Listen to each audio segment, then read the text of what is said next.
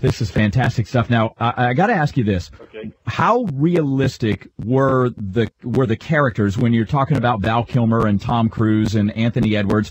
By the end of the movie, how realistic was their portrayal of what you guys were really like? Was it spot on? Did they overdo things a little bit, for Hollywood purposes? When you're talking about you and your friends who were actual Top Gun pilots and flight instructors and whatnot, did these guys pretty much nail it?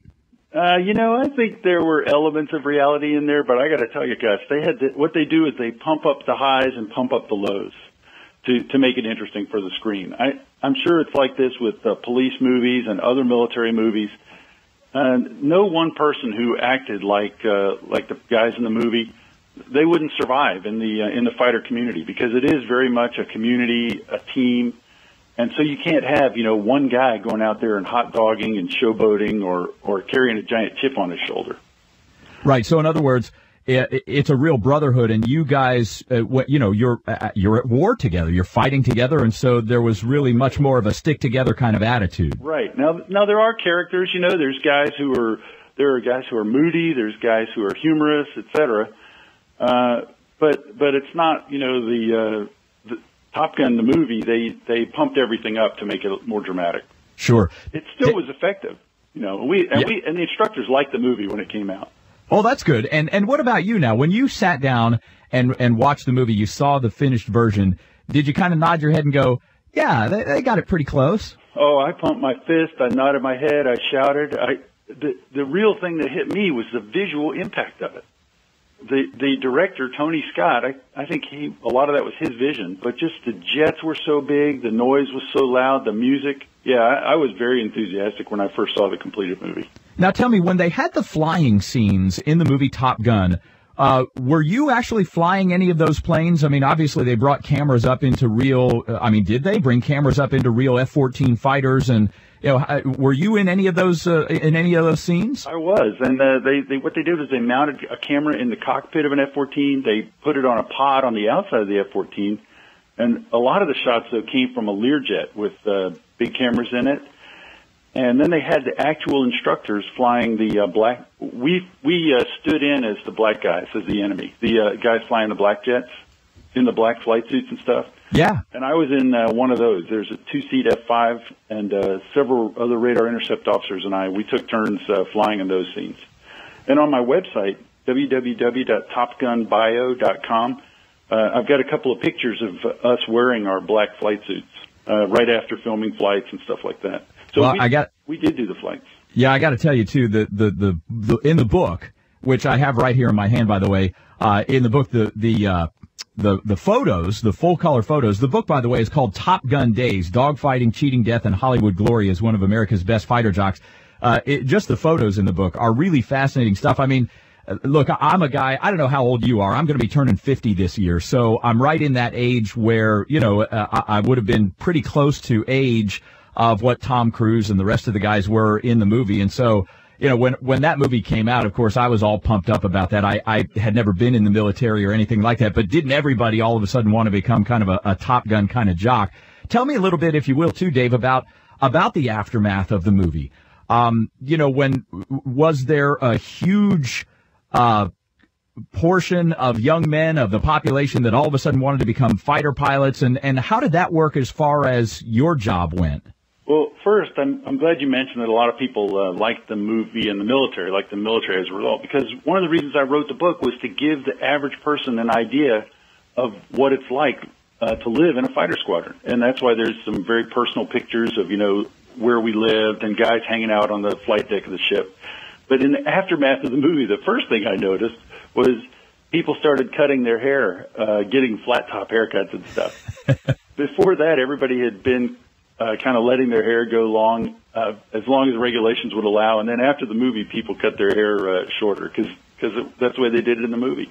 But we did have a real surge in people trying to join the service, not only to fly, but just to do the other jobs also.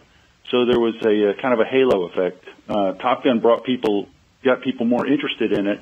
And I think, some people said, well, I don't really want to fly, but there's other things I can do that are just as cool and just as rewarding. And we did see that, yes. It was a rewarding surge in interest and patriotism and things like that.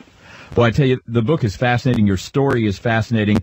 Dave Baranek is with us this morning. Top Gun Days is the name of the book, and I'm Gus Lloyd on Seize the Day on the Catholic Channel, XM 117 and Sirius 159. I appreciate all your time this morning. Just a couple of quick things, if I may. First, in the book, you talk a little bit about how you had to really go back and correct a lot of the things that they had shot in the movie or wanted the movie to look like. Tell me a little bit about that and about your role in making sure that the movie looked good. One of the things that really came natural to me as a Top Gun instructor and to the pilot who went up there with me, who was John Semken, we were up there in Paramount Studios looking at the raw film clips, and they had shot a lot of segments. They had more than 20 minutes of flying scenes, and they tried to piece them together, but they didn't really get it right.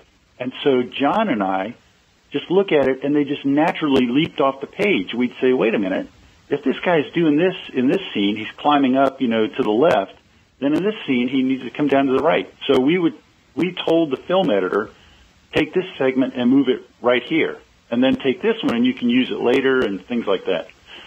That was one of the things that I did, very detailed. And the Paramount people, to their credit, were very receptive. Everyone, the actors, the production, they all wanted to make a good movie. That's great. So they wanted it to look realistic and not necessarily just be like really over the top. Right. Which, hey, Top Gun was kind of over the top anyway. I mean, it was just a big movie. It was a big phenomenon. And Dave Baranek is with us this morning. Top Gun Days is the name of the book. Last thing for you, I want you to talk a little bit about being engaged in the Hollywood culture. Now, you're just a regular guy, right, and you're a naval aviator, and all of a sudden Hollywood kind of invades into your world. Tell me a little bit about, were there parts of that made you uncomfortable? Did you incorporate yourself right into what was going on there? How did that all work for you personally, Dave? Well, could have turned someone's head, but we were all pretty, we supported each other, the instructors. So I think we stayed grounded. And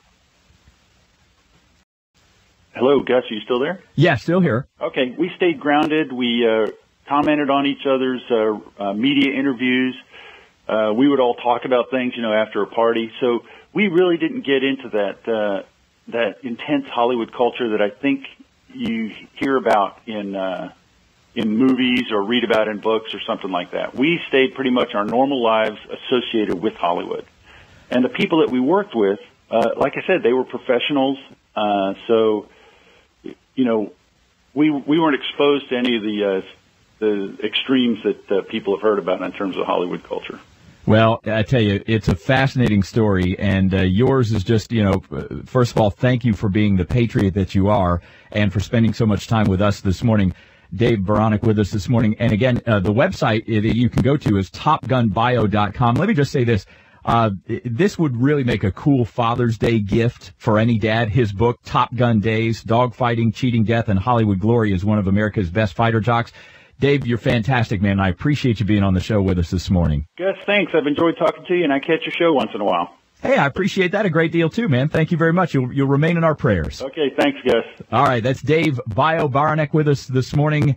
Baranek, I'm sorry, I keep reminding myself it rhymes with bionic, Baranek, and he was telling us the story about how he got his call sign, Bio. He wanted it to be Bionic, but it actually they shortened it to Bio. Man, I tell you, again, I've been all smiles this morning just talking to a guy like this because he was one of the flight instructors at Naval Aviator School when Top Gun, and he became a consultant for the movie Top Gun. And this is all recounted in his book, Top Gun Days. His website, again, is topgunbio.com. All right, I'm Gus Lloyd.